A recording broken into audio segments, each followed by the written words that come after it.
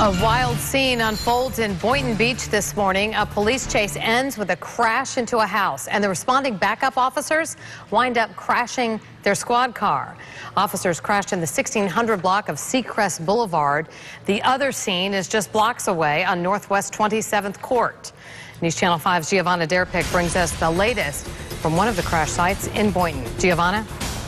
Good evening. Well, within the last hour, we've received the probable cause affidavit, and it shows that the two suspects who are in custody, 17-year-old Michael Hollis and 18-year-old Cheeto Seance, have now been charged with a whole host of charges, including felony in possession of a firearm and armed burglary, among other charges. Now, of course, we want to point out that there is still a third suspect who is still on the lam. This crash involving 3 Boynton Beach police officers unnerved this Boynton Beach neighborhood and took Aletha Foster's breath away. I was like walking outside to go catch the bus, and as my way walking, I saw the police vehicle run into a pole, and I was like so shocked. I was like, oh my goodness, what happened? It started on the 2600 block of Northeast 4th Street in Boynton Beach, where police say 3 suspects were burglarizing a home.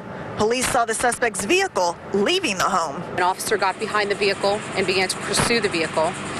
The vehicle fled from the officer, and a short time later, there was a crash. The vehicle ran into a house. The suspects took off running. A backup unit was called with 3 officers inside. I really want to know, why was it 3 officers in a car at once? We haven't gotten a response yet if that's standard operating procedure to have 3 police officers in 1 police vehicle. That backup unit ended up crashing here on the 1600 block of Seacrest Boulevard. Chopper 5 captured exclusive overhead shots of the chaotic scene. Rick Morrow witnessed the cruiser crash into a concrete light pole. She was at top speed coming around that curve there. She lost it way before she got here. You could tell by the skid marks that she lost it way before.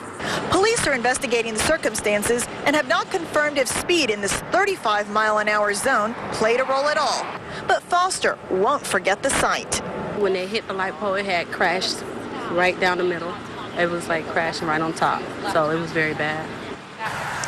Now, all 3 officers have non-life-threatening injuries, so that's good news. Now, remember we said that this all started with a burglary? Well, apparently the homeowner reported that there were 22 caliber rifles stolen, as well as 2 12-gauge shotguns and ammunition. That's the very latest from Boynton Beach. Giovanna Derpick, WPTV News Channel 5.